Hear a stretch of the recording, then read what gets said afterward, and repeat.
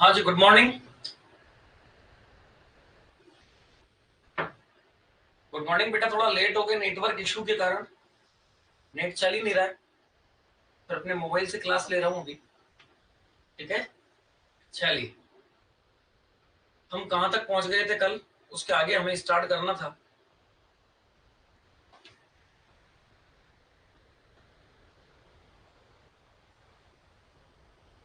पूजा जी, हम कल कहाँ तक पहुंच गए थे?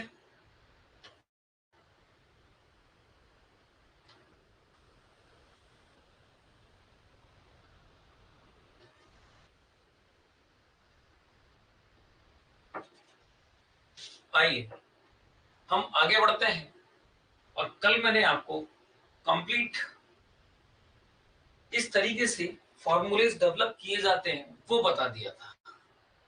ठीक है, आज की क्लास का हमारा जो डिस्कशन है, कल मैंने ऑक्सीडेशन पोटेंशियल, रिडक्शन पोटेंशियल कैसे निकालते हैं और फॉर्मूलों को कैसे ड्राइव करते हैं वो मैंने आपको बता दिया था। आज की क्लास में हम बात करेंगे ईएमएफ और पोटेंशियल डिफरेंस पर, और उससे रिलेटेड कुछ न्यूमेरिकल्स हम देखते हुए आगे बढ़ते हैं। क्लियर है? सबसे पहली चीज आती है हमारे पास में ईएमएफ, इलेक्ट्रोड पोटेंशियल क्या होता है। देखिए, सबसे पहले ईएमएफ, ठीक है ना, और ईएमएफ को हम कह रहे हैं इलेक्ट्रोमोटिव फोर्स। वास्तव में इलेक्ट्रोमोटिव फोर्स क्या होता है, क्लियर है क्या? The potential difference between two electrode when no current is flow in the circuit. तो इस बात को समझना, द पोटेंशियल डिफरेंस, क्लियर है कि दो पोटेंशियल डिफरेंस है बिटवीन टू इलेक्ट्रोड, दो इलेक्ट्रोडों के बीच में हम पोटेंशियल डिफरेंस की बात कर रहे हैं। When no current is flow, जब कोई करंट फ्लो नहीं हो रहा है, that means स्विच ऑफ है। सेल जो हमने बनाया है, एक कैथोडिक पार्ट और एक एनोडिक पार्ट। जो अब एनोडिक पार्ट का जो वोल्टेज हमने कैलकुलेट किया है, कहने का मतलब हमने जो पोटेंशियल डिफरेंस निकाला है, जो पोटेंशियल क्रिएट हो रहा है कैथोडिक पार्ट में, और इधर से एनोडिक पार्ट में जो पोटेंशियल डिफरेंस हो रहा है, वो जब स्विच ऑफ है तो मैक्सिमम है। दैट मीन स्विच ऑफ है तो कोई करंट फ्लो नहीं हो रहा है। तो मैं कह रहा हूं कि the potential difference between two electrode when no current is flow in circuit, जब करंट कोई फ्लो नहीं हो रहा है, तो जो मैक्सिमम पोटेंशियल डिफरेंस है कैथोड का कैथोड के पास, एनोड के एनोड के पास, उन दोनों का डिफरेंस ही क्या कहलाता है? ईएमएफ, जिसको हम कहते हैं इलेक्ट्रोमोटिव फोर्स।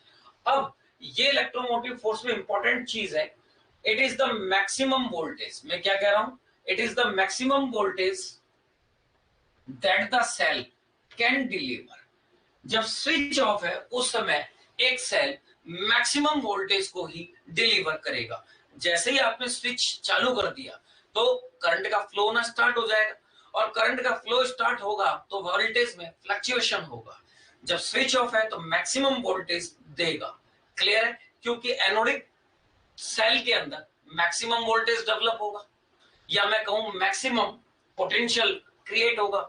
इसी तरीके से कैथोडिक चैम्बर में भी मैक्सिमम वोल्टेज क्रिएट होगा, जिसको हम कह रहे हैं मैक्सिमम पोटेंशियल। जब स्विच ऑफ है तो इन दोनों के पोटेंशियल का डिफरेंस ही मेरे पास क्या कहला रहा है? ईएमएफ कहला रहा है। और it is the maximum voltage that can sell deliver. जब स्विच ऑफ है तो वो मैक्सिमम वोल्टेज डिलीवर कर सकता है। अब आती है बात की पोटेंशियल डिफरेंस, जो आपने शब्द काम में लिया है, ये पोटेंशियल डिफरेंस है क्या? It is the difference of the electrode potential. हर एक इलेक्ट्रोड, चाहे वो कैथोडिक हो चाहे वो एनोडिक चैम्बर। कहने का मतलब हाफ सेल दोनों ही है, कैथोडिक हाफ सेल और anodic half cell. Cathodic half cell के पास में जो पोटेंशियल डिफरेंस क्रिएट हो रहा है, उसी तरीके से एनोडिक के पास में जो पोटेंशियल डिफरेंस क्रिएट हो रहा है। तो मैं कह रहा हूं it is the difference of the electrode potential of two electrode when the cell is under operation.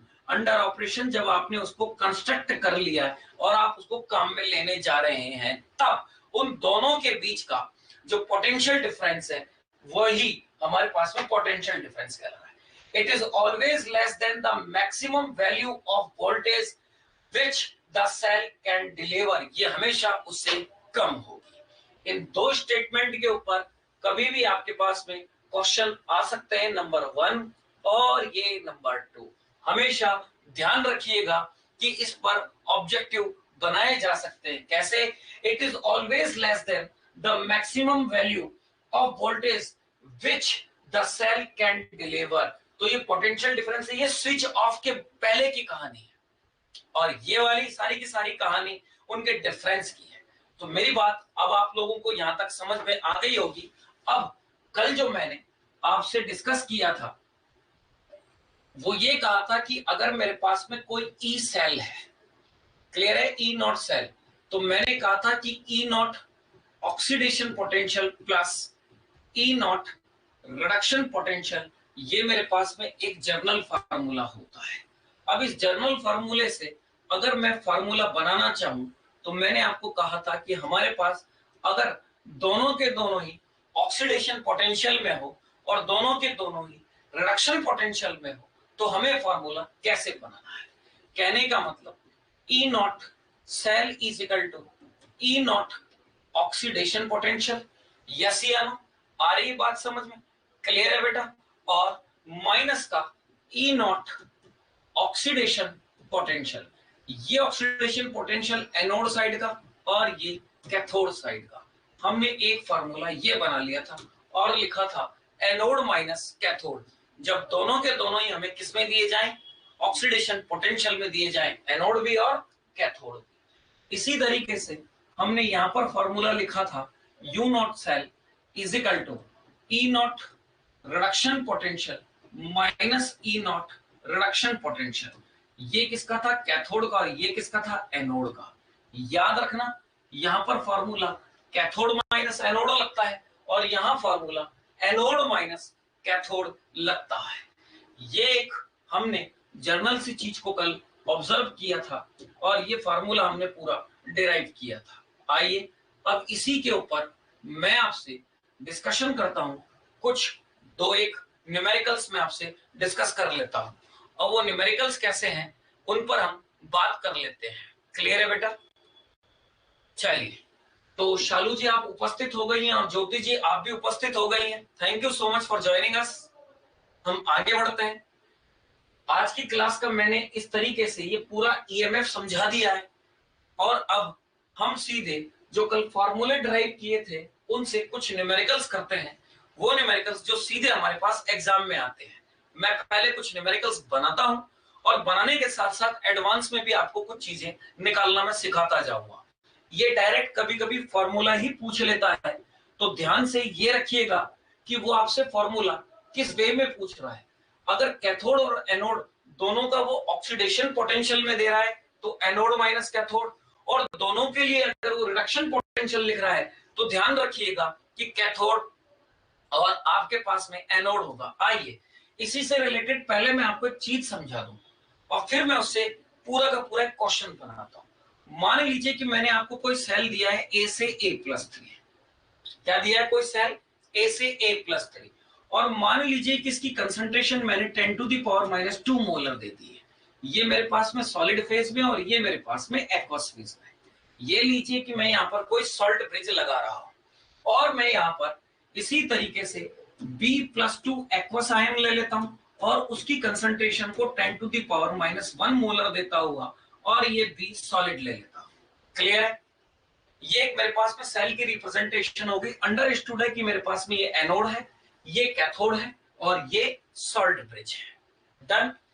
अब बड़ा ध्यान से देखिए कि अगर मैं इसी चीज को रिप्रेजेंट करने के तरीके से पे आऊं तो ई नॉट ए सॉलिड से A+3 ये मुझे मिल रहा होगा। मान लिया कि इसकी वैल्यू को x है। इसी तरीके से ई नॉट बी सॉलिड टू, अगर मैंने B+2 लिख दिया और इसकी वैल्यू को मान लिया y, तो देखो ये दोनों ही ऑक्सीडेशन पोटेंशियल में लिखे हैं। और जब दोनों के दोनों ही, अब ये कोई सेल ना दे, खाली सिर्फ आपको ये दे और ये फॉर्मूले से लगवा करके ई नॉट सेल कैलकुलेट करवाए या फिर ईएमएफ कैलकुलेट करवाए, तो ई सेल का मतलब ही ईएमएफ है। तो बड़ा ध्यान से आप चीज को सीखिएगा कि मैं आपसे कहना क्या चाह रहा हूं। बात समझ में आ रही है?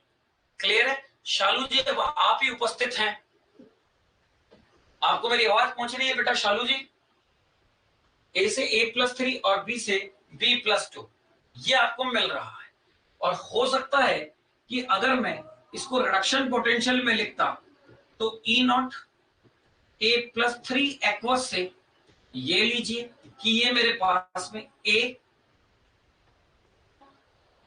सॉलिड में आता, और मान लीजिए कि इसका पोटेंशियल मैं x डैश मान लेता। इसी तरीके से अगर मेरे पास में ये ई नॉट, और जर्नली अगर मैं इसको बात करूं ये B+2 एक्वस से ये B बनता, और मैं इसको y डैश मान लेता, तो ये मेरे पास में ऑक्सीडेशन पोटेंशियल में रिप्रेजेंटेशन आई, और ये मेरे पास में रिडक्शन पोटेंशियल में रिप्रेजेंटेशन आई। अब अंडरस्टूड है कि ये आपके पास में एनोड है और ये आपके पास में कैथोड है। तो अब जो फॉर्मूला आप ये वाला अप्लाई करते हैं, क्लियर है, इस वाले क्वेश्चंस के लिए, तो कैसे करते हैं?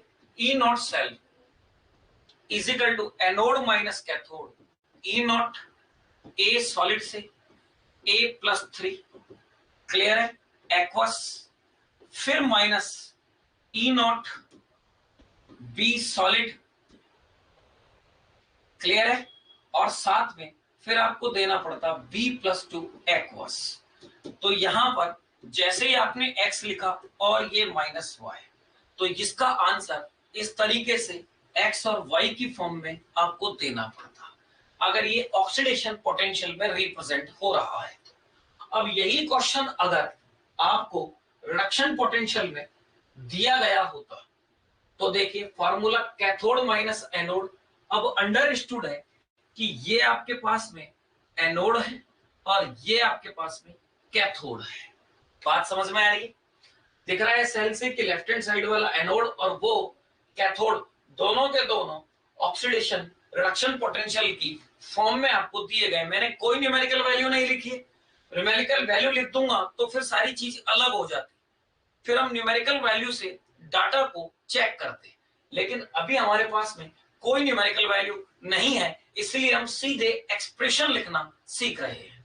अब यहां पर अगर मैं बात करूं तो देखिए, क्या ये E not cell well equal to मेरे पास में E naught cathode minus anode, तो कैथोड क्या है B+2 एक्वस, और इससे B सॉलिड बनेगा, फिर माइनस एनोड, क्या मैं इसको इस तरीके से लिख सकता था ई नॉट A+3 एक्वस, और ये लीजिए A सॉलिड, ये लीजिए बेटा, ये इसकी रिप्रेजेंटेशन का तरीका होगा। तो एक चीज को किस तरीके से रिप्रेजेंट किया जाता है, कभी कभी यही क्वेश्चन पूछ लिए जाते हैं। ये यहां तक पॉइंट क्लियर है? तो फिर मैं आगे अब न्यूमेरिकल्स पे आता हूं और आपसे प्रॉपर वे में न्यूमेरिकल्स डिस्कस करना स्टार्ट करता हूं। क्लियर है? देखिए, अगर मैंने ये क्वेश्चन बनाया है तो मैं इसी का ही आपसे न्यूमेरिकल डिस्कस करता हूं। बेटा शालू समझ तो आ रहा है ना?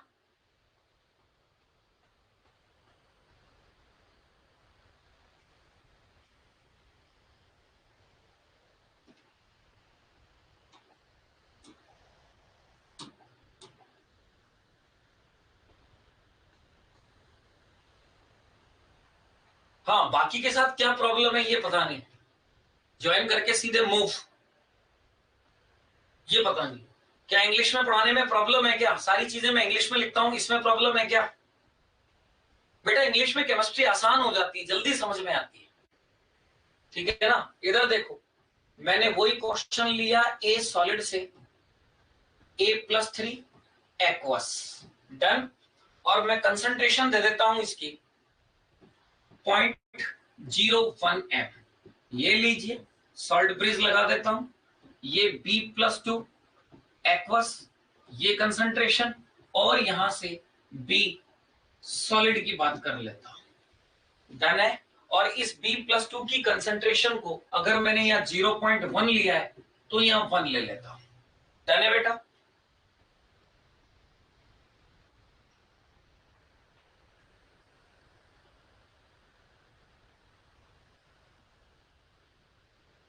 स्पीड बढ़ा के, अच्छा चलो देखो, कोई बात नहीं, यहां तक देख लो। अभी अपने को बिल्कुल स्लो स्लो चलना है, जब तक इसकी प्रॉपर प्रैक्टिस नहीं हो जाए, उसके बाद में अपन अपनी स्पीड बढ़ा देंगे। अगर मैं अपनी स्पीड यहां बढ़ा दूं तो बेटा मजा नहीं आएगा, है ना? तो देखिए, ये मेरे पास में क्वेश्चन है, अब बड़ा ध्यान से देखना कि मैंने इसके लिए ई नॉट ए से A+3 आपको वैल्यू दे रहा हूं, क्लियर है बेटा? और ई नॉट बी से B+2 इसकी भी कुछ वैल्यू दे रहा हूं। अब पहले तो इस डाटा को आपको समझना पड़ेगा कि ये डाटा कौन सा है। बड़ा ध्यान से देखो कि मैंने इसकी वैल्यू को कुछ भी मन से मैं वैल्यू ले लेता हूं। मान लो कि मैंने ये ले ली 4 वोल्ट और मान लो कि मैंने ये ले ली 1 वोल्ट। क्लियर है ना? पहले इस डाटा को देख करके कहो क्या ये ऑक्सीडेशन में है क्या? ये दोनों डाटा ऑक्सीडेशन में है क्या? ये सेल अगर मैं नहीं देता अगर ये दोनों डाटा देता तो पहले तो ये देखना आना चाहिए कि ये दोनों ऑक्सीडेशन पोटेंशियल है क्या। और मैं अब आपसे यहां पूछ रहा हूं क्वेश्चन कि ई नॉट सेल कैलकुलेट करना है आपको। आ रही है बात समझ में? दूसरा आपको ये बताना है कि नेट सेल रिएक्शन क्या होगी और तीसरा आपको बताना है कि गिब्स फ्री एनर्जी क्या होगी। ये लीजिए एक नया क्वेश्चन मैंने और डाल दिया। ठीक है, ये 3 टाइप के क्वेश्चन एग्जाम में एज इट इज आ सकते हैं। कोई जरूरी नहीं कि वो आपको ये दे, आपको ये भी दे सकता है। तो पहले इस डाटा को देखते हुए कि मेरे पास में कोई सेल नहीं, लेकिन मैं इस डाटा को देखते हुए ई नॉट सेल आराम से निकाल सकता हूं। कैसे निकालूंगा? देखिए पहला क्वेश्चन मुझे कहा है ई नॉट सेल कैलकुलेट करना है, लेकिन दोनों ही डाटा मेरे पास में ऑक्सीडेशन पोटेंशियल में है। अगर मेरे पास में दोनों डाटा ऑक्सीडेशन पोटेंशियल में है तो ये देखो, क्या मैं ये लिखता हुआ आया हूं क्या? ये रहा ऑक्सीडेशन पोटेंशियल का, पहले एनोड माइनस फिर कैथोड। तो आइए अब अंडरस्टूड है कि मुझे इसमें देखना है कि एनोड कौन सा है और कैथोड कौन सा है। बात समझ में आ रही है? क्लियर है?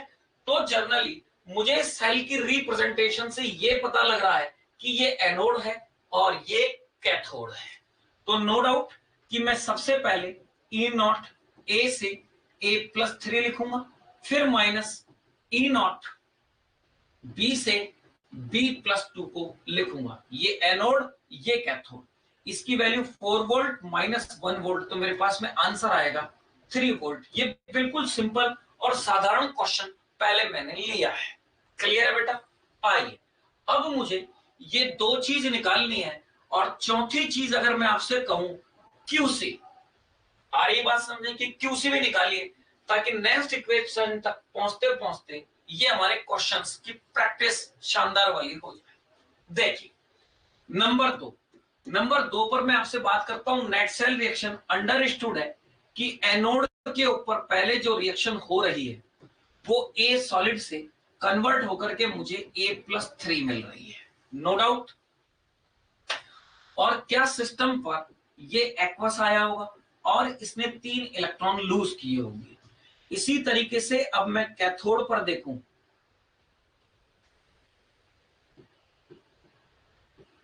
अगर मैं कैथोड पर ऑब्जर्व करूं तो कैथोड पर B+2 एक्वस डन, और ये B+2 एक्वस अब न्यूट्रलाइज होने के लिए 2 इलेक्ट्रॉन्स लेगा और तुरंत प्रभाव से ये बी सॉलिड बना लेगा। अब मैं अगर इसकी नेट सेल रिएक्शन लिखता हूं तो नेट सेल रिएक्शन लिखने के लिए क्या पहले मुझे इलेक्ट्रॉन को बैलेंस करना बहुत जरूरी है। तो इस इक्वेशन को मल्टीप्लाई करा देता हूं 2 से और इसको करा देता हूं 3 से, क्रॉस मल्टीप्लाई करा दो। जितने इसके इलेक्ट्रॉन है उसको उससे और इसके जितने इलेक्ट्रॉन है उसको उससे। तो देखिए बेटा 3 2 जा 6 और 3 2 जा 6 से ये 6 इलेक्ट्रॉन कैंसिल आउट हो गए हैं। और जैसे ही कैंसिल आउट हुए तो मैं लिख सकता हूं 2A सॉलिड प्लस का 3B+2 एक्वस। फिर अगर मैं देखूं तो 2A+3 और साथ में 3B सॉलिड। ये लीजिए बेटा, यहां तक की ये कहानी समझ में आ गई होगी। क्लियर है? ये मेरे पास में नेट सेल रिएक्शन आ गई है, ठीक है ना। 3B solid. अब अंडरस्टूड है कि सबसे पहले चीज मेरे पास में यहां ट्रांसफरेबल इलेक्ट्रॉन जो आए वो आए 6, तो n की वैल्यू कितनी हो गई 6 की। टोटल इलेक्ट्रॉन का ट्रांसफर कितने का हो रहा है? 6 इलेक्ट्रॉन का ट्रांसफर हो रहा है। अब अगर मैं इसके QC की बात कर लूं तो नो डाउट कि A+3 की पावर होगी मेरे पास में 2, ये एक्वस में है, और यहां पर मेरे पास में अब ये भी सॉलिड आ गया तो B+2 की पावर होगी मेरे पास में 3, ये लीजिए। और A+3 की पावर जो कंसंट्रेशन है वो मेरे पास में बेटा 10⁻⁻² का स्क्वायर, ये रही A+3 की वैल्यू, कंसंट्रेशन दी गई है 0.1 का मतलब होगा 10⁻⁻² और उसका स्क्वायर। इसी तरीके से B+2 की कंसंट्रेशन 10⁻⁻1 मुझे क्वेश्चन में दे रखी 0.1 का मतलब, और मैं इसका क्यूब कर दूंगा, तो दैट मींस 10⁻⁻4 और 10⁻⁻3 ऊपर गया तो प्लस का, तो क्या मेरे पास में आंसर अब 10⁻⁻1 कंसंट्रेशन मुझे मिल गई क्या मोल पर लीटर में। ये लीजिए, सबसे पहले तो क्यूसी भी निकल करके आ गया, एन भी निकल करके आ गया, मुद्दा ये है नेट सेल भी निकाल ली। अब डेल्टा जी, क्या मैं आप लोगों को सिखा के आया था डेल्टा जी माइनस का MFE0 सेल होता है, और F बता के आया था कि नंबर ऑफ फेराडेज कहलाता है। क्लियर है क्या? तो बड़ा ध्यान से देखिए कि delta G nought will equal to minus का साइन, N कितने आए 6, F का मतलब फेराडे, और फेराडे एक फेराडे का मतलब होता है 96500 कूलम। क्लियर है? एक faraday is equal to 96500 coulomb, ये याद रखना। क्लियर है? मल्टीप्लाइड बाई E0 सेल की वैल्यू अब आपको निकालनी है, तो आपने निकाला है 3 वोल्ट, तो ये लीजिए 3 वोल्ट। क्लियर है क्या? आ रही है बात समझ में? और वोल्ट और कूलम हमेशा एनर्जी की यूनिट बनती है जूल। आ रही है बात समझ में? तो देखिएगा delta G is equal to, आ रही बात समझ, -18 फेराडे, ये आंसर आएगा क्या बेटा? बोलो। और फेराडे की यूनिट कूलम और इसकी यूनिट बोल, तो आंसर क्या मेरे पास में जूल में आएगा क्या? और एनर्जी हमेशा जूल में कैलकुलेट की जाती है, ये मैं भी आपसे आगे और डिस्कस कर लूंगा। देखिए, ये मैंने अभी पढ़ाया नहीं है, लेकिन बल्कि परसों की क्लास में मैं delta G is equal to minus का NFE0 सेल तुमसे डिस्कस कर चुका था, इसलिए मैंने एट द टाइम इस क्वेश्चन को साथ साथ लेते हुए आपको प्रूफ करा दिया। ये कहानी समझ में आई बेटा? शालू, पहला क्वेश्चन समझ में आया क्या? फिर मैं दूसरे क्वेश्चन पर आता हूं और अब आपकी प्रैक्टिस को बढ़ाता हूं, और मैं बताता हूं कि अब एग्जाम में क्वेश्चन किस तरीके से आते हैं। लीजिए, मैं अब आपसे क्वेश्चन डिस्कस करता हूं। मैं आपको कहता हूं calculate the EMF of the cell and net reaction. ये लीजिए, कैलकुलेट, आ रही बात समझे? Calculate the EMF of the cell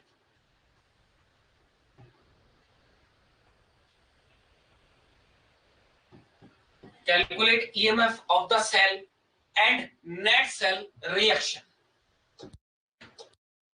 Net reaction and net cell reaction.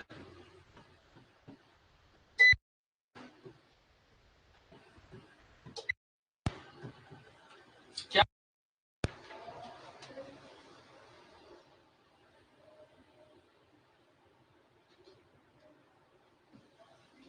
बेटा नजर आ रहा है साफ? लाइट में फ्लक्चुएशन हो रहा है। Calculate EMF of the cell and net cell reaction. आइए, अब इस नेट सेल रिएक्शन को मैं आपको दे रहा हूं कि मेरे पास में एक कॉपर सॉलिड है, इससे मुझे कॉपर +2 मिल रहा है। क्लियर है बेटा? एक्वस में, ये लीजिए, और कंसंट्रेशन मैं तुम्हें दे रहा हूं 0.001 m।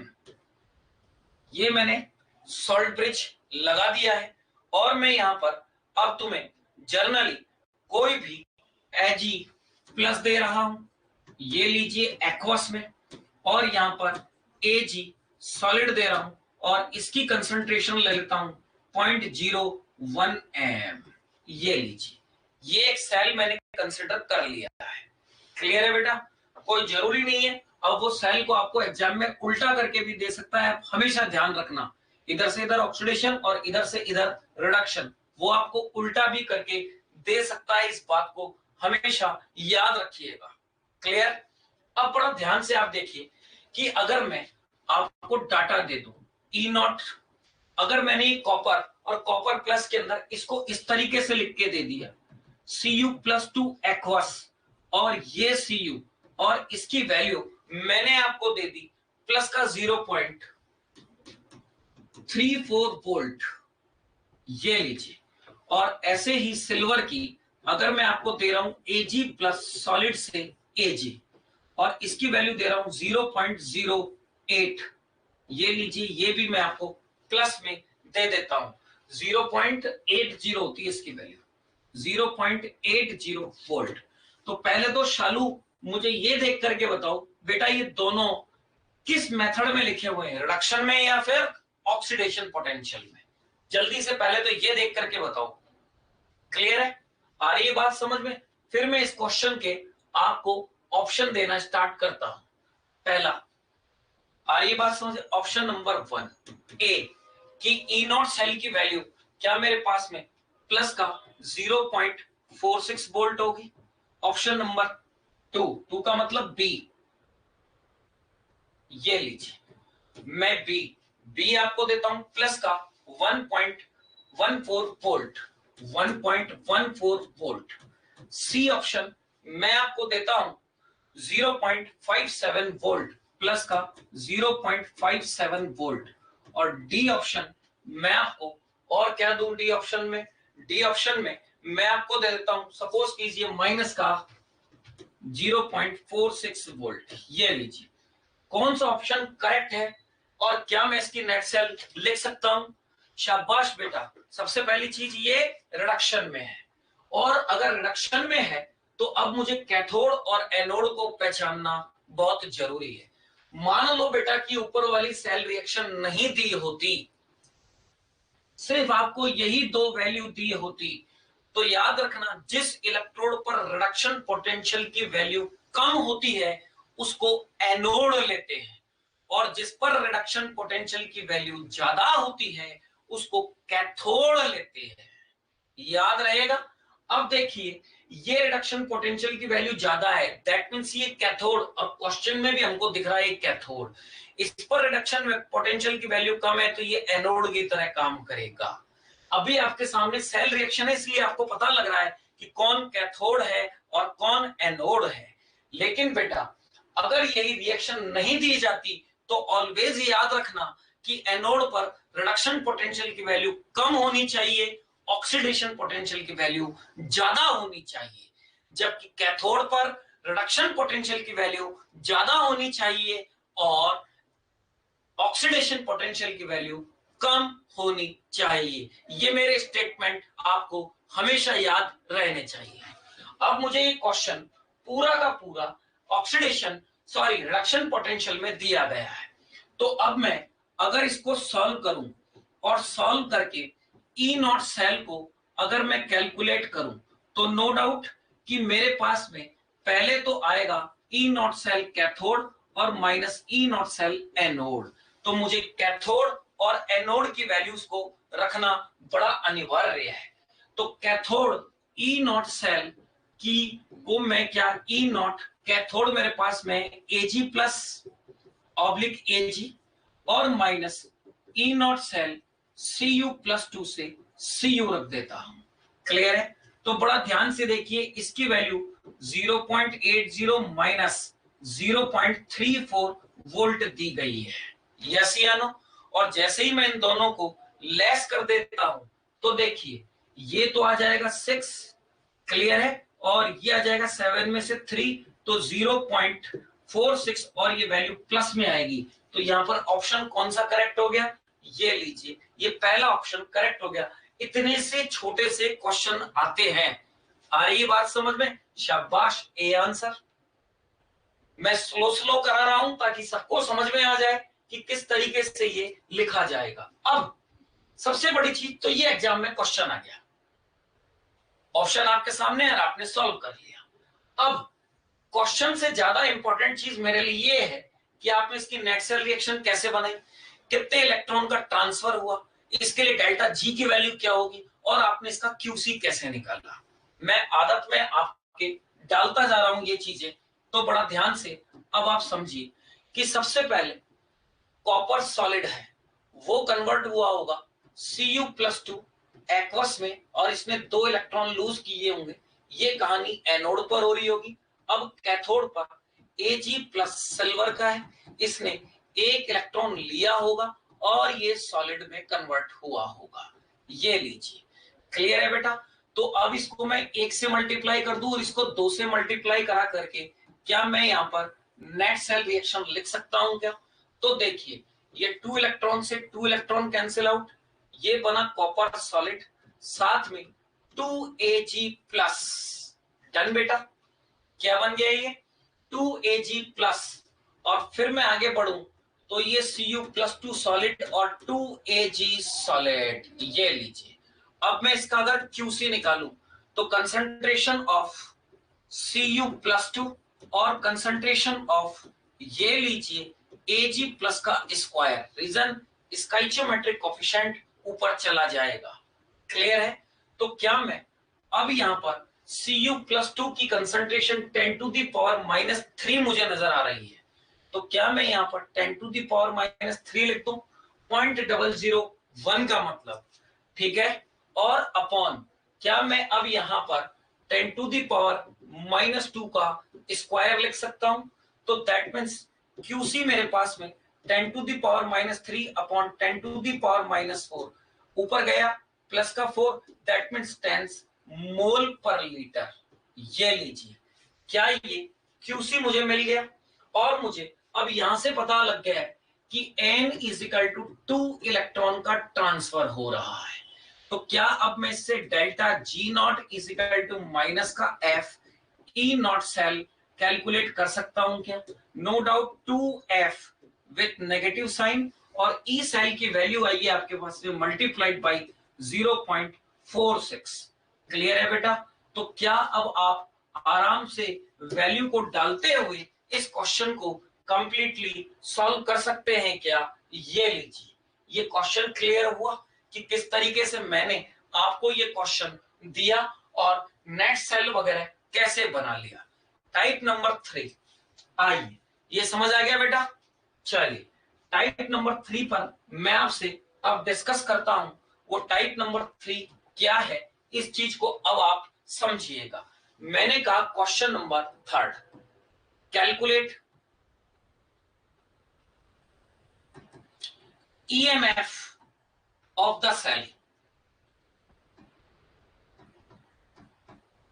आ रही है बात? अब मैं आपको सेल नहीं दे रहा हूं, अब मैं आपको कह रहा हूं कि Ni+2 से Ni, आ रही है बात समझ में, और Zn+2 से Zn,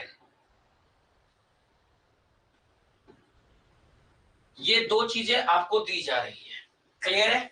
और मैं यहां पर कहता हूं माइनस का 0.25 वोल्ट, आ रही है बात समझ में। निकल की वैल्यू कितनी दे रहा हूं? माइनस का 0.25 वोल्ट, और यहां पर माइनस का 0.77 वोल्ट मैंने दे दिया। बस इतना सा ही क्वेश्चन मैंने दिया है, और मैं कह रहा हूं नंबर 1 कैलकुलेट EMF सेल का मतलब E नॉट सेल, नंबर 2 पर नेट सेल रिएक्शन, नंबर 3 पर आपको QC निकालना है, कॉमा N इलेक्ट्रॉन कितने ट्रांसफर हुए वो निकालना है, और 4th नंबर पर अब आपको डेल्टा G कैलकुलेट करना है। क्लियर है क्या बेटा? डेल्टा G नॉट, ये लीजिए, इतना सा अब मैंने लिख करके दिया। इससे पहले बकायदा मैं आपको सेल रिएक्शन दे रहा था, अब मैंने कोई सेल रिएक्शन नहीं दी, तो इन दोनों को देख करके आपको सेल रिएक्शन भी लिखनी आनी चाहिए, और इन दोनों को देखते हुए सारा डाटा भी प्रूफ करना आना चाहिए। सबसे पहले इस चीज को देखो, क्या ये रिडक्शन हो रहा है? यस। क्या ये रिडक्शन हो रहा है? यस। तो कहने का मतलब ये रिडक्शन पोटेंशियल में मुझे डाटा दिया गया है। सबसे पहली चीज, मुझे रिडक्शन पोटेंशियल में डाटा दिया गया। अब रिडक्शन पोटेंशियल में डाटा देने के बाद मुझे ये पहचानना है कि कौन तो एनोड है और कौन कैथोड। तो मैंने अभी अभी आपको कहा था, जिस रिडक्शन पोटेंशियल का डाटा अगर आपको दिया जाए तो एनोड पर हमेशा रिडक्शन पोटेंशियल की वैल्यू लोअर होती है, जबकि कैथोड पर मैक्सिमम होती है। तो आप इसमें से अब लोअर और मैक्सिमम वैल्यू को पहचान जाओ और कैथोड माइनस एनोड लगा दो, क्योंकि E nought cell reduction potential में E nought cathode minus E nought anode, अभी भी आप लोगों ने याद किया, ये फार्मूला होता है। तो इंपॉर्टेंट चीज पहले तो आपको ये पहचानना है कि कौन एनोड है और कौन कैथोड है। क्लियर है क्या? तो कौन तो कैथोड है और कौन एनोड है, पहले आप इस चीज को पहचानिए। C फॉर कैथोड और A फॉर एनोड। अब बताइए, हमेशा याद रखिएगा रिडक्शन पोटेंशियल की वैल्यू कम होनी चाहिए। तो माइनस में जो वैल्यू जितनी ज्यादा उतनी कम होती है। माइनस में जो वैल्यू जितनी ज्यादा होती है, क्या वो वैल्यू उतनी ही कम होती है? हंसराज जी, लाइटें बार बार फ्लक्चुएट क्यों कर रही है? ये 5-5 मिनट के अंदर बिल्कुल फ्लक्चुएट कर रही है और ये बीच बीच में कभी ये चली जाती है, कभी वो चली जाती है। कोई स्पार्किंग तो नहीं हो रही है? अभी आएगा वो, दिनेश जी आएगा, बुलाता हूँ। ठीक है, वो एग्जैक्ट खोल के लेके गया है, आज दिन में करो, चेक करा। हाँ, इसको चेक कराओ, इसमें क्या प्रॉब्लम है? बार बार फ्लक्चुएट हो रहा है, बंद हो रही है लाइटें वाइटें सब, है ना? क्या दिक्कत है? ठीक है बेटा, तो हमेशा याद रखो ये मेरे पास में एनोड होगा और निकेल मेरे पास में कैथोड होगा। तो जो वैल्यू माइनस में जितनी ज्यादा हो वो वैल्यू उतनी ही कम होती है। और रिडक्शन पोटेंशियल पर हमेशा वैल्यू कम देखनी है, कहां पर? एनोड पर। तो नो डाउट ये एनोड बन गया और वो कैथोड बन गया। तो क्या अब इस सवाल को मैं इस तरीके से ई नॉट सेल, कैथोड मेरे पास में कौन है? ई नॉट, देखिए निकेल। तो क्या मैं Ni+2/Ni minus E not Zn+2 से Zn, क्या इस तरीके से लिख सकता हूं? हो सकता है कि वो सिर्फ इतना ही लिखवाए क्वेश्चन में, ज्यादा लेंथी ना जाए, ये वैल्यू दे दे, बोले ये अरेंज कर दो आप। तो क्या ये अरेंज करना भी आप लोगों को आ गया? ये चीज अरेंज, अब वैल्यू पुट अप करनी है। तो देखो E not cell is equal to nickel, nickel की वैल्यू है माइनस का 0.25, फिर माइनस और वैल्यू अगेन माइनस में 0.77 वोल्ट। डन है बेटा? बात समझ में आई क्या? जैसे ही आपने वैल्यू डाल दी तो ये माइनस माइनस मिलकर के प्लस हो गया। अब ई नॉट सेल की वैल्यू 77 में से अगर आप 25 निकाल देते हैं तो शायद 52 आता है, तो 0.52। अब वैल्यू किस में आ रही है बेटा? प्लस में आ रही है। ये लीजिए वोल्ट, पहले तो ये आंसर, वोल्ट को सिंपल V से भी लिख देते हैं। तो 0.52 वोल्ट ये मेरे पास में ई नॉट सेल की वैल्यू आ गई है। अब आपको पता पड़ गया कि एनोड कौन है और कैथोड कौन है। तो क्या यहां से अब मैं पहले Zn सॉलिड को Zn+2 में कन्वर्ट कर दूं, और कुछ भी कंसंट्रेशन दी गई होगी, अबे मुझे क्वेश्चन में नहीं है तो मैं नहीं लिखता हूं। यहां पर मैं सॉलिड ब्रिज और यहां पर Ni+2 से Ni ये सॉलिड और ये एक्वस बनाता हुआ, क्या इसकी सेल की रिप्रेजेंटेशन को इस तरीके से लिख सकता हूं? जैसे ही मैंने सेल की रिप्रेजेंटेशन लिख दी तो मुझे पता लग रहा है कि Zn से Zn+2 बन रहा है। 2 इलेक्ट्रॉन लेते हुए ये Ni सॉलिड बन रहा है और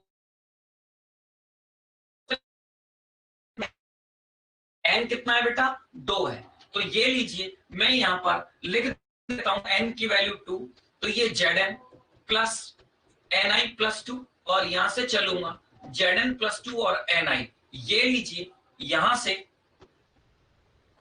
इस बात का पता लग रहा है कि n = 2 आ गया। अब अगर मैं इसका QC लिखूं तो नो डाउट कि मेरे पास में Zn+2 और अपॉन Ni+2 होगा। ये लीजिए, ये इसका QC हो गया। अब यहां पर अगर मैं डेल्टा G0 की बात करता हूं तो माइनस का n तो हो गया 2, ये हो गया फैराडे, और ई नॉट सेल की वैल्यू हो गई 0.52। तो डेल्टा G0 की जो वैल्यू होगी माइनस का 4 और 5 to the 10, तो 1.0 फैराडे। ये लीजिए, क्या ये आंसर आएगा क्या? बोलिए बेटा।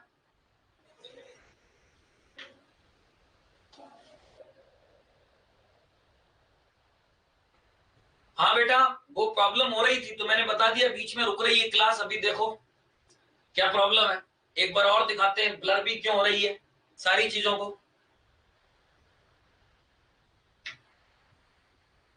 चलिए बेटा आगे। ये पास में बिग बाजार में जब से आग लगी है ना, तब से प्रॉब्लम हो रही है बेटा। सारी वायरिंग वायरिंग सब जल गई थी, अब लोगों ने नहीं भी लगा दी, लेकिन प्रॉब्लम तो आ ही रही है। चलो देखते हैं, देखा आइए।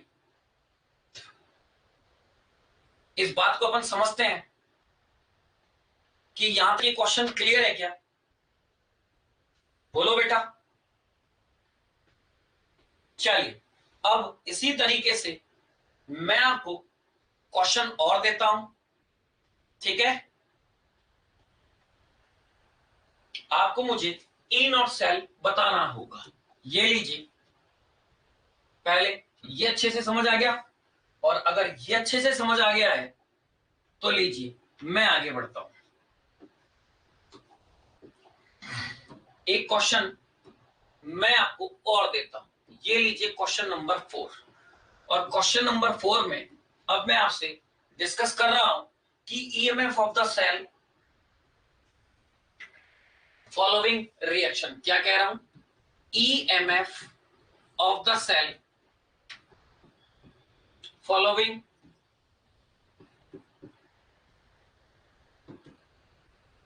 आ रही बात समझ? EMF of the cell, clear है बेटा? फॉलोइंग रिएक्शन इज अकर।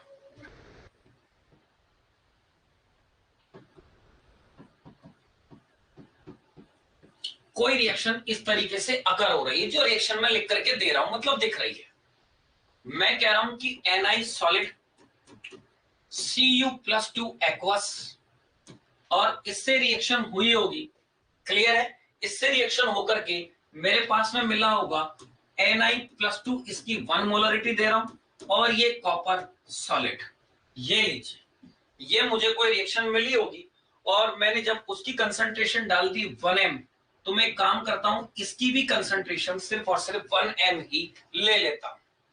अगर इसकी कंसंट्रेशन में 1m ले रहा हूं, तो अब मैं आपको कह देता हूं कि जो मेरे पास E0, क्लियर है बेटा? निकेल+2 से निकेल बन रहा है, और E0 Cu+2 से Cu बन रहा है, और इन दोनों की वैल्यूज को मैं अब आपको दे देता हूं। इसकी वैल्यूज को मैं लिख देता हूं प्लस का 0.34 वोल्ट, और निकेल की वैल्यू को मैं लिख देता हूं माइनस का 0.25 वोल्ट, जो कि ऊपर वाले क्वेश्चन में भी थी। और मैं अब आपसे ये पूछ रहा हूं कि E0 सेल की वैल्यू क्या होगी तुरंत प्रभाव से। अब शालू जी आप निकाल के दिखाओ बेटा मुझे क्या आंसर आएगा, तुरंत प्रभाव से जल्दी। अब आपको पहचानना है कौन एनोड है और कौन कैथोड है, तुरंत प्रभाव से। देखो, अब इस सेल रिएक्शन से मुझे ये पता नहीं लग रहा, सब कुछ पता लग रहा है बेटा। यहां से यहां पर ऑक्सीडेशन हो रहा है, और यहां से यहां पर रिडक्शन हो रहा है। तो ऑक्सीडेशन जहां होता है वो होता है एनोड, और जहां रिडक्शन होता है वो होता है कैथोड। मतलब निकेल का तो देख सकते हैं, और मैंने कहा कि ये मेरे पास में एनोड होगा और ये मेरे पास में कैथोड होगा। तो एनोड और कैथोड देखना सीखो। अगर सेल रिएक्शन नहीं दी है तो आना चाहिए, सेल रिएक्शन दी है तो आना चाहिए। मान लो ये रिएक्शन नहीं देता तो भी मैं निकेल को लेता। क्यों? क्योंकि अभी मैंने बताया है एनोड पर रिडक्शन पोटेंशियल की वैल्यू कम होनी चाहिए, और डाटा मुझे रिडक्शन पोटेंशियल में दिया गया है, क्लियर है?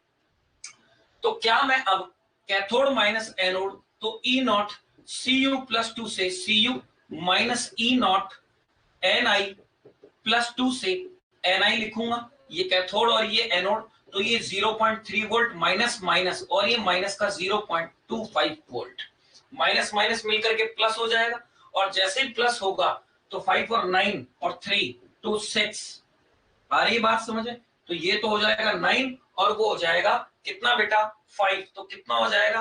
0.59 वोल्ट। शाबाश, आ रही बात समझ में? 0.59 वोल्ट आंसर।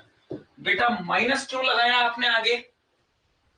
नहीं लगा रखा, ठीक है? 0.59 वोल्ट। बोलो बेटा, इस तरीके से अब क्वेश्चन आ गए, कहानी वही। अब अंडरस्टूड है, आप देख सकते हो कि टोटल जो इलेक्ट्रॉन का ट्रांसफर हुआ है वो m = 2 इलेक्ट्रॉन का ट्रांसफर हुआ है। तो डेल्टा G = माइनस का 2NF E0 सेल हम डायरेक्टली निकाल सकते हैं। दैट मींस 2F इनटू, आ रही है बात समझ में, 0.59 विथ नेगेटिव साइन। ये लीजिए, सॉल्व कर लीजिएगा, आंसर आ जाएगा। लो बेटा, अब E0 सेल निकालने की मच मोर मैंने प्रैक्टिस करा दी है। इसके सिवा क्वेश्चन बाहर नहीं जाएगा ई नॉट सेल निकालने के लिए। तीनों चारों वैरायटीज में मैंने आपको क्वेश्चन करा दिए हैं।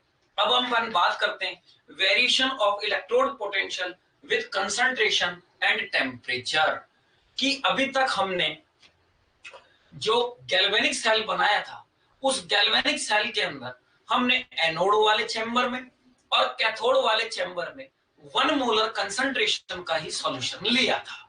जैसे जिंक सल्फेट 1 मोलर और कॉपर सल्फेट भी हमने 1 मोलर लिया था। तो क्या अगर मैं कंसंट्रेशन को कम कर दूं तो क्या सेल पोटेंशियल क्रिएट नहीं होगा क्या? क्लियर है? या मैं कंसंट्रेशन को 1 से ज्यादा बढ़ा दूं तो क्या सेल पोटेंशियल क्रिएट नहीं होगा क्या? या मैं ऐसा करूं कि कंसंट्रेशन को बहुत ही कम कर दूं तो सेल पोटेंशियल क्रिएट नहीं होगा क्या? और टेम्परेचर का इस पर क्या इफेक्ट पड़ेगा, इसी चीज को समझने के लिए कि भाई गैल्वेनिक ने और इन्होंने जो काम किया वो तो 1 मोलर कंसंट्रेशन लेकर के किया और हम लोगों को स्टैंडर्ड डाटा दे दिया कि भाई ये डाटा है और ये सारी चीजें है। क्लियर है? लेकिन अगर वहां पर कंसंट्रेशन कम कर दी जाए, उस एक्वस सॉल्यूशन की जो मेटल आयन जिस स्ट्रिप को डाला है उसका एक्वस आयन आपने लिया है, अगर उसकी कंसंट्रेशन को कम कर दिया जाए तो क्या कंसंट्रेशन के कम हो जाने से, मैं फिर कह रहा हूं, क्या कंसंट्रेशन के कम हो जाने से ऐसा होगा क्या कि सेल पोटेंशियली क्रिएट ना हो? इस चीज को समझने के लिए नेंस्ट नाम का साइंटिस्ट आया और उसने नेंस्ट इक्वेशन को डेवलप किया। तो पहले तो दोनों में डिफरेंस समझ में आ जाना चाहिए। नेंस्ट भी क्या निकालेगा? ई सेल निकालेगा। ये स्टैंडर्ड ई नॉट सेल निकालते हैं, वहां पर ई सेल निकाला जाता है, इस बात को याद रखना। यहां पर मैं ई नॉट सेल निकाल रहा हूं, वहां पर सिर्फ ई सेल निकालूंगा। ये सारी कहानी स्टैंडर्ड की है। तो बड़े ध्यान से पहले मैं आपको नेंस्ट इक्वेशन पूरी प्रूफ कराता हूं कि कहां से नेंस्ट इक्वेशन आई। अन्यथा डायरेक्ट मैं चाहूं तो नेंस्ट इक्वेशन सीधी भी लिख करके आपको न्यूमेरिकल करा सकता हूं, लेकिन नहीं, उससे आपकी फीलिंग बेटर नहीं होगी कि ये चीज आई कहां से, ये कभी भी समझ में नहीं आएगा। ये जो मैं बार बार फॉर्मूला लिख रहा हूं ये है क्या चीज, ये कभी भी समझ में नहीं आएगा। तो इस चीज को समझने के लिए और इस पूरे सिस्टम को कि नेक्स्ट इक्वेशन क्यों डेवलप की गई उसका बेसिक रीजन मैंने बता दिया कि स्टैंडर्ड से अगर कम कंसंट्रेशन की जाए तो उसके ऊपर इफेक्ट क्या होगा, सेल पोटेंशियल कितना क्रिएट होगा, उस चीज को समझने के लिए ये किया गया। तो आइए अब हमारा टॉपिक हम डालते हैं वेरिएशन ऑफ इलेक्ट्रोड पोटेंशियल। ये लीजिए, मैं अब अपना टॉपिक लेता हूं, क्लियर है, और यहां पर आपसे डिस्कशन करता हूं। क्लियर है बेटा? मैं आपसे अब डिस्कशन कर रहा हूं क्या चीज, variation of electrode potential. Topic क्या डाल रहा हूं, variation of electrode potential with concentration. आ रही बात समझ है? Variation of electrode potential with concentration and temperature, with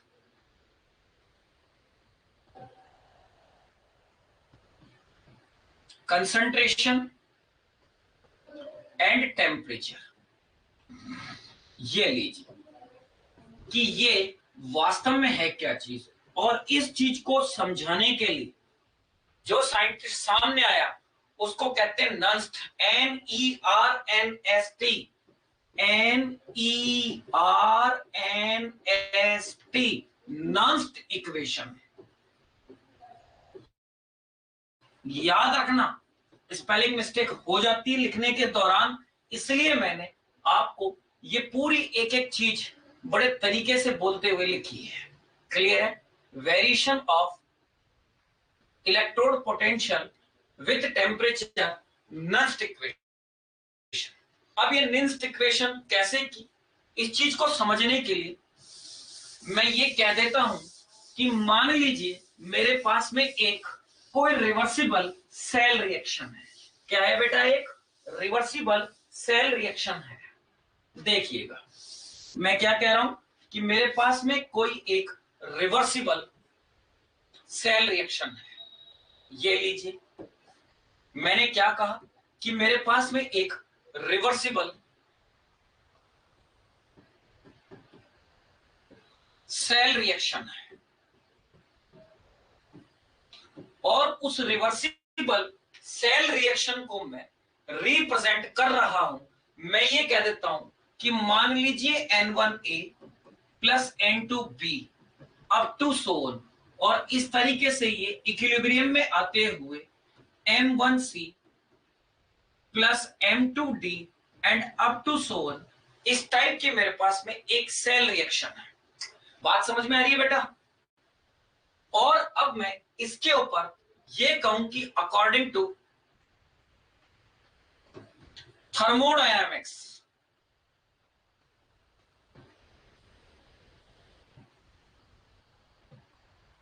आ रही बात समझ? अकॉर्डिंग टू थर्मोडायनामिक्स, थर्मोडायनामिक्स के अकॉर्डिंग द गिव्स फ्री एनर्जी, द गिव्स फ्री एनर्जी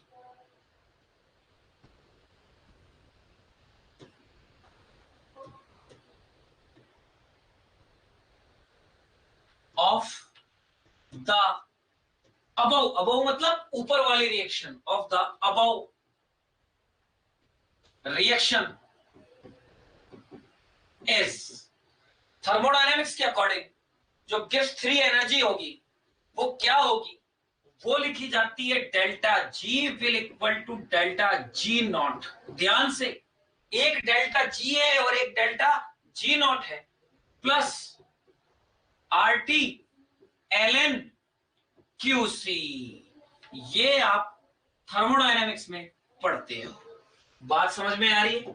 या आप किस में पढ़ते हो? पूरी थर्मोडायनेमिक्स में इस इक्वेशन को पढ़ते हो।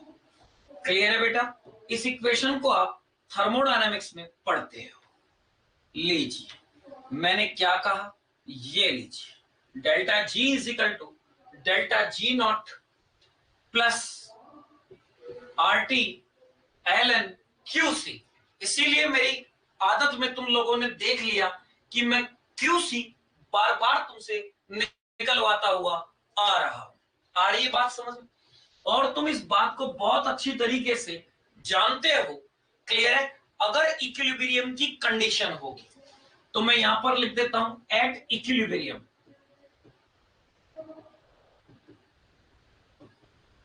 इक्विलिब्रियम पर delta G will equal to 0 हो जाता है और क्यूसी कन्वर्ट हो जाता है केसी में। याद आया क्या? गिव्स फ्री एनर्जी इक्विलिब्रियम पर 0 हो जाती है और क्यूसी कन्वर्ट हो जाता है केसी में। कब? इक्विलिब्रियम पर। और आप भली भांति इस बात को जानते हैं कि ln is equal to 2.303 log base 10 बन जाता है। ये तीन चीजें आपके पास है। तो अब आप क्या अच्छी तरीके से इस इक्वेशन को अगर एक नया रूप देना चाहें, क्योंकि इक्वेशन मेरे पास में इक्विलिब्रियम में है, तो क्या अब आप इसको डेल्टा जी जो है वो तो 0 हो गया है, तो क्या अब आप इसको 0 will equal to delta G nought plus है। क्लियर है क्या? प्लस है। तो अब आप बड़े आराम से प्लस का 2.303 आरटी लॉग बेस 10 और क्यूसी को आप केसी भी लिख सकते हैं क्या बेटा? तो बड़ा ध्यान से अब आप इस चीज को समझिए कि मैं यहां पर एक नई चीज डेवलप कर सकता हूं क्या? Delta G nought will equal to minus का 2.303 आरटी ओहो लॉग केसी। ये लीजिए गिव्स फ्री एनर्जी और इक्विलिब्रियम कांस्टेंट, थर्मोडायनामिक्स का रिलेशन हमने इलेक्ट्रो में प्रूव कर लिया। क्लियर है? तो जो अभी पीछे के क्वेश्चनों में आप ये डेल्टा जी नॉट निकालते हुए आ रहे थे, अब उस डेल्टा जी नॉट की वैल्यू को, आर तो गैस कांस्टेंट होता है, और इसको रख करके केसी भी निकाल सकते हो क्या?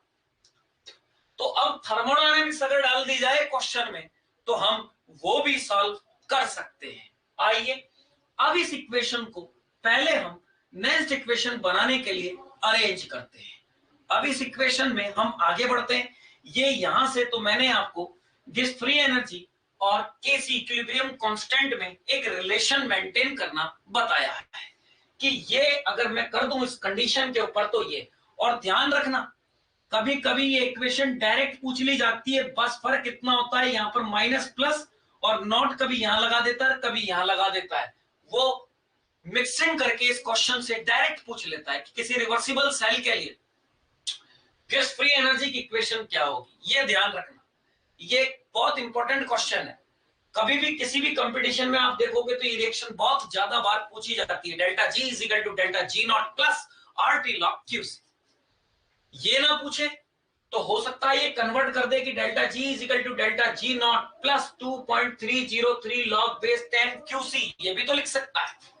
तो ऐसे भी वो आपको रिएक्शन देगा। कहने का मतलब मैं आपसे ये कह रहा हूं कि वो इस तरीके से देगा, delta G is equal to delta G nought plus 2.303 RT log base 10 KC. अरे भाई वो ये भी तो दे सकता है सीधी लिख करके, हाँ या ना? तो क्या इस इक्वेशन को अब ऐसे लिखा जा सकता है, हाँ या ना? और क्या अब इस इक्वेशन के अंदर मैं अगर आपसे बात करूं, ये लीजिए इस इक्वेशन के अंदर अगर मैं आपसे बात करूं तो क्या अब बड़ी आसानी से इसको delta G is equal to delta G nought plus 2.303 RT log base 10। अब बड़ा ध्यान से देखिए, मैं थोड़ा सा पीछे आता हूं, ये लीजिए पीछे आया, तो क्या अब मैं अगर इस इक्वेशन के लिए क्यूसी निकालूं तो क्या क्यूसी सी की पावर m1 डी की पावर m2 अपॉन क्या इसके लिए a की पावर n1 और b की पावर n2 बनती है क्या? अगर ये चीज बन रही है, अगर ये चीज बन रही है तो क्या अब मैं इसको यहां पर अप्लाई कर सकता हूं क्या?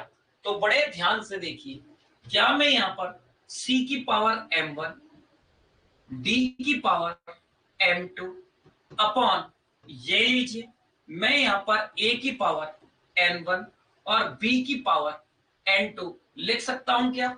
रीजन क्या है? रीजन तो अभी आप पढ़ करके आए हो, क्योंकि QC बराबर KC हो जाता है जब ये इक्विलिब्रियम में हो। तो साइन मेरे पास इक्विलिब्रियम का है तो QC कन्वर्ट हो गया है KC में। बेटा शालू समझ आ रहा है या नहीं आ रहा? पहले तो ये बताओ, क्लियर है बेटा? तो ये इक्वेशन मेरे पास में नंबर 1 थी और ये इक्वेशन अब मेरे पास में, ये लीजिए इस इक्वेशन को मैं नंबर 2 कह देता हूं। बेटा समझ में आ रहा है या नहीं आ रहा, या मैं ऐसे ही प्रूफ करा रहा हूं? बोलो बेटा। इस इक्वेशन को अब मैं इक्वेशन 2 कह देता हूं और जैसे ही मैंने इसको इक्वेशन 2 कह दिया, आ गई बात समझ में? तो अब पहले तो मैं इसको समझ लूं ये क्या है, फिर इसको समझ लूं ये क्या है, इन दोनों का डिफरेंस निकालना सीख लूं कि किस डिफरेंस के बारे में बात कर रहे हैं।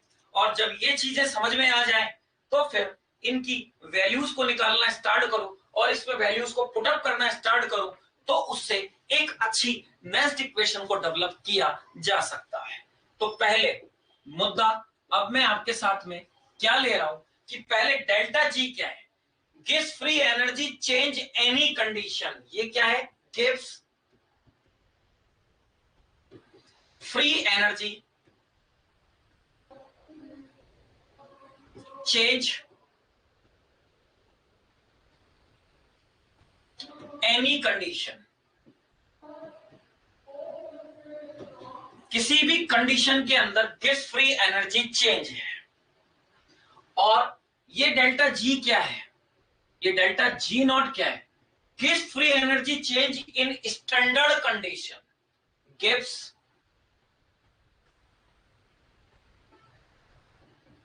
Free energy change,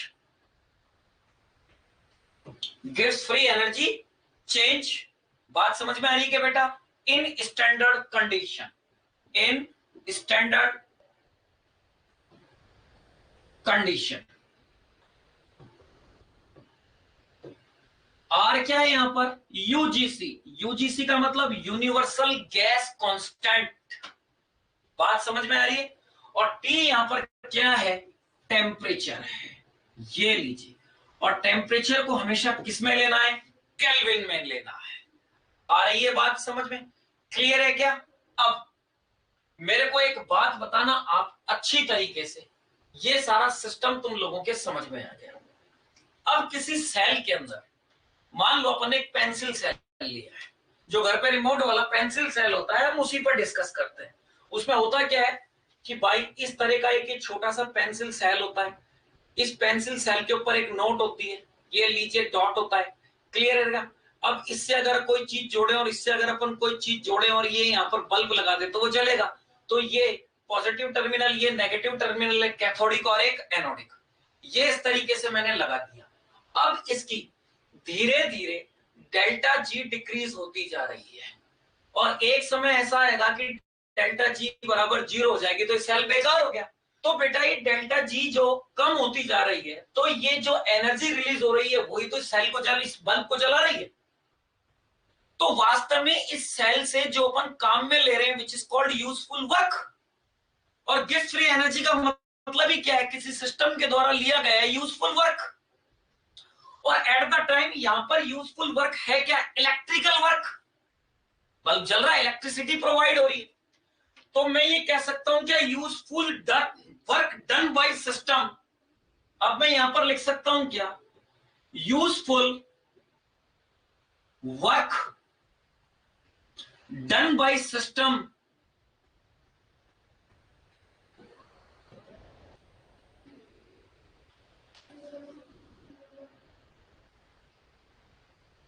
will equal to, भाई ये सिस्टम अगर यूजफुल वर्क कर रहा होगा तो गिफ्ट फ्री एनर्जी में क्या आ रही होगी, कमी आ रही होगी।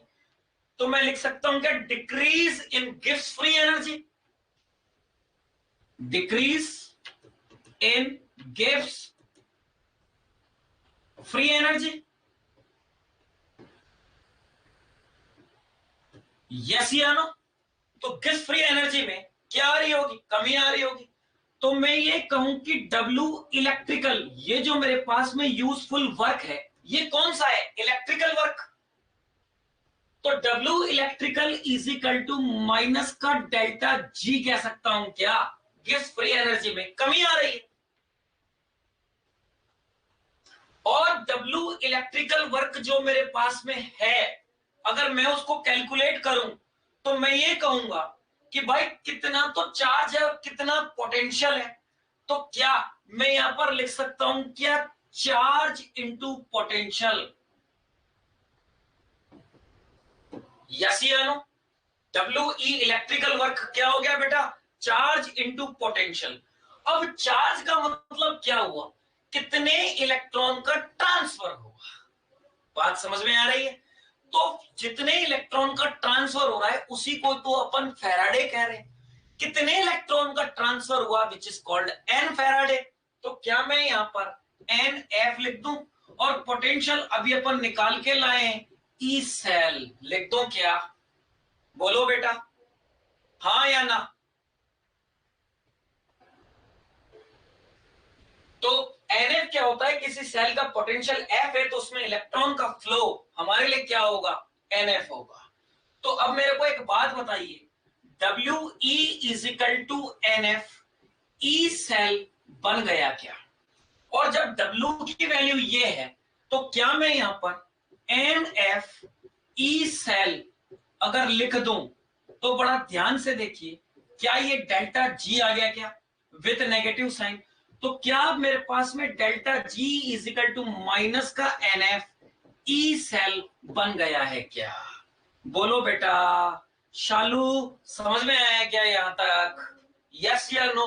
तो अब बड़ा ध्यान से इस चीज को थोड़ा सा और समझ लो कि जब मेरे पास में ये डेल्टा G की वैल्यू है किसी भी कंडीशन पर, तो बेटा स्टैंडर्ड कंडीशन पर delta G nought is equal to minus का NF E नॉट सेल बन जाएगा क्या। और क्या मैं यही तुमसे निकलवाता हुआ आ रहा हूं क्या अभी, हाँ या ना। बोलो बेटा। अब ये डेल्टा जी की और इस डेल्टा जी नॉट की वैल्यू को अगर अब मैं उठा करके इस इक्वेशन 1 में या 2 में कहीं पे भी पुट कर सकता हूं, और अगर मैं इस वैल्यू को पुट कर दूं तो क्या मेरे पास एक इक्वेशन आ जाएगी क्या? ये लीजिए, इस डेल्टा जी की और इस डेल्टा जी नॉट की वैल्यू को इस इक्वेशन 2 में मैं as it is put up कर देता हूं। क्लियर है? शालू जवाब नहीं आया बेटा, समझ आ रहा है या नहीं आ रहा? चलो, तो इस डेल्टा जी की वैल्यू को मैं उठा करके एज इट इज इक्वेशन में प्रूफ पुट अप कर देता हूं। क्लियर है बेटा? तो देखिए, जैसे ही मैं इसको इक्वेशन में पुट अप कर रहा हूं, क्लियर है बेटा, जैसे ही मैं इसको इस इक्वेशन में पुट अप कर रहा हूं तो होगा क्या? लुक, अब मैं आपसे ये कहता हूं कि delta G is equal to N F E cell with negative sign. Delta G का मतलब माइनस का N F E not cell plus 2.303 RT log base 10, ये लीजिए केसी। क्लियर है बेटा? ये चीज आई क्या? ये चीज आई क्या? अब चाहे मैं लॉग बेस 10 लिखूं या ना लिखूं कोई फर्क नहीं पड़ता है, और अगर मैं केसी को इस तरीके से पूरा लिखूं तो ठीक, सिर्फ केसी लिखूं तो भी चलेगा। बात समझ में आ गई? अब देखिए कि मैंने एनएफ का पूरी इक्वेशन से डिवाइड कर दिया, तो क्या मेरे पास में अगर मैं डिवाइड कर रहा हूं तो only for E cell is equal to E not cell minus 2.303 upon NF RT log KC. क्या ये इक्वेशन मिलेगी क्या बेटा? बोलो, बात समझ में आई? और क्या इसी इक्वेशन को कुछ ऐसे भी लिख सकता हूं क्या? E cell is equal to E not cell minus का 2.303 अपॉन एनएफ आरटी लॉग, अब यहां पर सी की पावर m1, डी की पावर m2 अपॉन ए की पावर n1 और बी की पावर n2। ये लो, क्या लिख सकता हूं? हाँ या ना बेटा? और यही मेरे पास में कहलाती है नंस्ट इक्वेशन। क्या कहलाती है ये? नंस्ट इक्वेशन, NERNST, नंस्ट इक्वेशन। ये पूरी इक्वेशन क्या कहलाती है? नंस्ट इक्वेशन। अब इतनी बड़ी इक्वेशन तो याद करनी नहीं है, ये लीजिए, ये क्या कहलाएगी? नंस्ट इक्वेशन कहलाती है, जहां ई क्या है? Electrode potential any condition. ये क्या है? ई, ये ई क्या है? ये ई क्या है? ई नॉट सेल क्या है? तो मैं कहूंगा electrode potential at any condition, electrode potential any condition. किसी भी कंडीशन पर अब इलेक्ट्रोड पोटेंशियल को कैलकुलेट किया जा सकता है। आ गई बात समझ में? क्लियर है बेटा? और variable and it's value should be calculated in problem. इसी वैल्यू को वो आपसे कैलकुलेट करवाएगा, कंसंट्रेशन चेंज करता चला जाएगा और आपसे वैल्यू को कैलकुलेट करवाएगा। जबकि ई नॉट सेल मेरे पास में क्या है? इलेक्ट्रोड पोटेंशियल स्टैंडर्ड कंडीशन, और इलेक्ट्रोड पोटेंशियल स्टैंडर्ड कंडीशन का अभी आप निकाल के लाए हो cathode minus anode, anode minus cathode, उसको लगा लगा करके ये वैल्यू प्रूफ करके आए हो ना, स्टैंडर्ड इलेक्ट्रोड पोटेंशियल को। लेकिन इलेक्ट्रोड पोटेंशियल किसी भी कंडीशन पर आ जाए तो नेक्स्ट इक्वेशन से न्यूमेरिकल होता है। बात समझ में आ गई? तो मैं अब यहां पर क्या कहूंगा? आ रही है बात समझ में? यहां पर मैं ये कहूंगा कि electrode potential at standard condition, electrode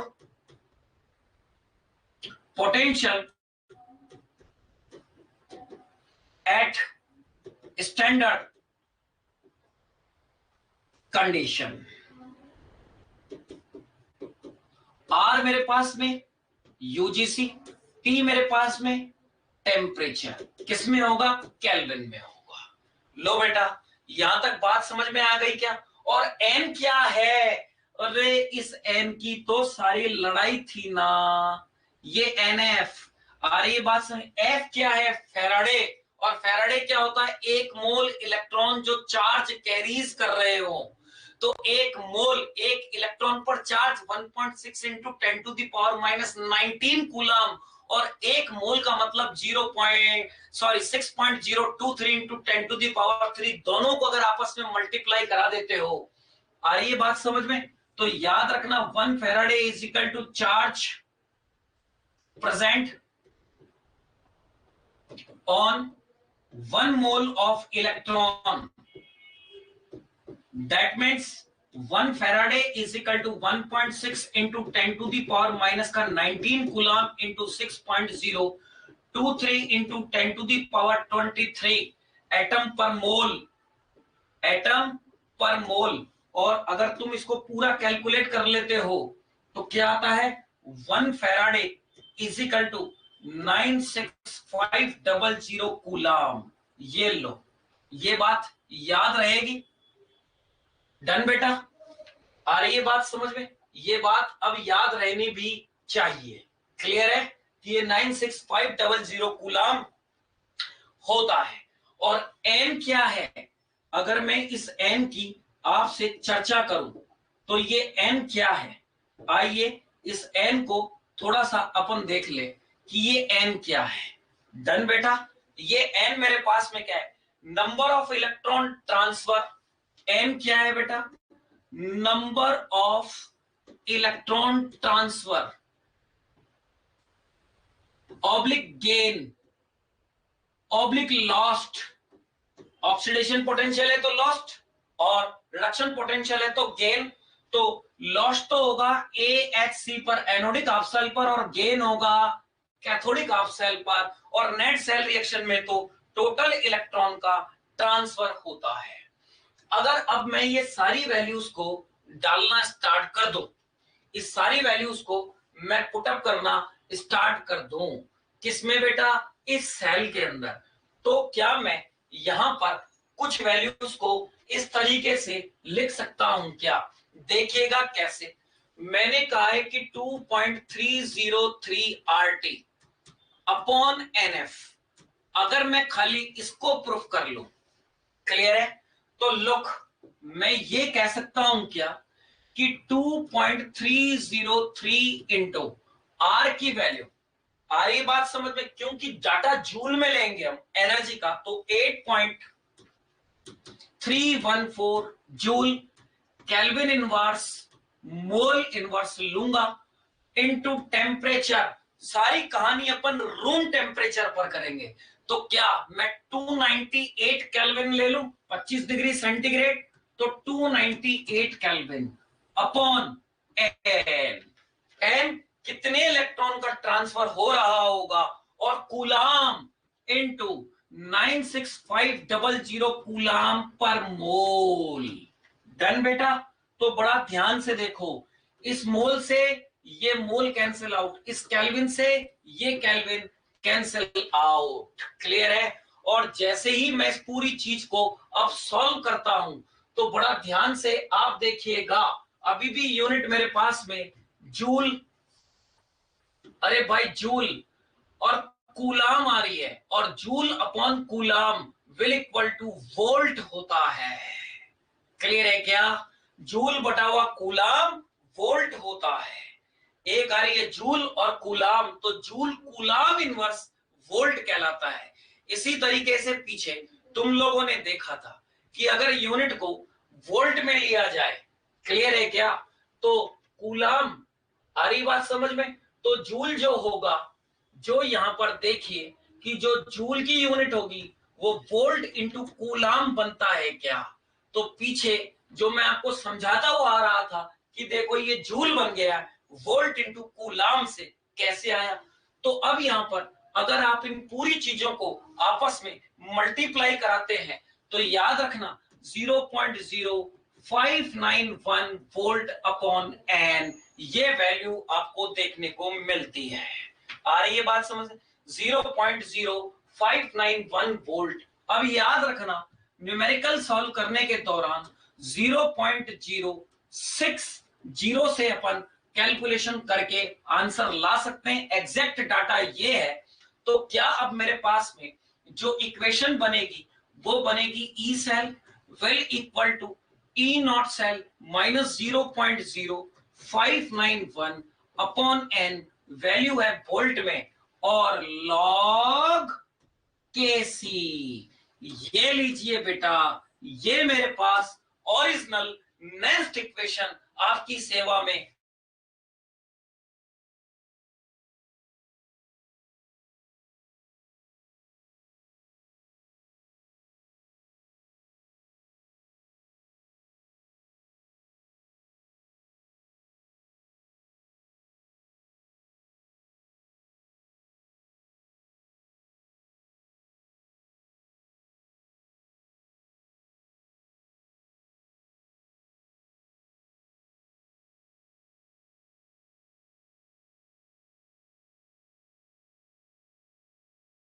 बोलिए, यहां तक ये सारी चीज क्लियर है क्या? बात समझ में आ गई यहां तक? क्या अब आपको नेक्स्ट इक्वेशन बिल्कुल क्लियर है क्या? क्लियर? तो अब नेक्स्ट इक्वेशन के ऊपर हम लोग कुछ चीजों को देखेंगे।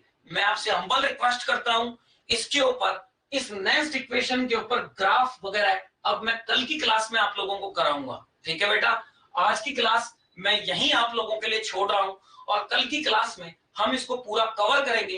नेक्स्ट इक्वेशन अब देखो और ध्यान से देखो, तुम लोग y इज इक्वल टू, अगर तुम्हें नजर आ रहा हो तो mx माइनस सी टाइप की एक इक्वेशन बन रही है। अरे बन रही है क्या? और y is equal to mx minus c type की इक्वेशन बन रही है, तो इसमें तो ग्राफ भी प्लॉट हो सकते हैं। थोड़ा सा अगर अपन लेवल पे लेकर के पढ़ाई करें, हमारी बस थोड़ा सा स्टैंडर्ड मेंटेन करें, तो भाई यहां पर ग्राफ ले सकते हैं। अब रिएक्टेंट की कंसंट्रेशन को बढ़ाऊं तो ई नॉट सेल पर क्या इफेक्ट होगा और सेल पर क्या इफेक्ट होगा? प्रोडक्ट की कंसंट्रेशन को बढ़ाऊं तो सेल की कंसंट्रेशन मतलब ई नॉट सेल पर और सेल पर क्या इफेक्ट होगा? बेटा इसके ऊपर ऑब्जेक्टिव भर भर के पूछे जाते हैं। क्लियर है क्या? तो हम ग्राफ पहले ड्रॉ करेंगे और इन दोनों के ऊपर की कंसंट्रेशन के ऊपर क्या इफेक्ट आ रहा है। अब ये तो एक जर्नल नेक्स्ट इक्वेशन है। रिडक्शन पोटेंशियल के लिए नेक्स्ट इक्वेशन कैसी होगी, ऑक्सीडेशन पोटेंशियल के लिए नेक्स्ट इक्वेशन कैसी होगी, न्यूमेरिकल आएंगे तो सॉल्व कैसे होंगे, ये सारी बात हम कल की क्लास में करेंगे। So thank you so much. आज की क्लास में यहीं छोड़ता हूं। Thank you again, thank you.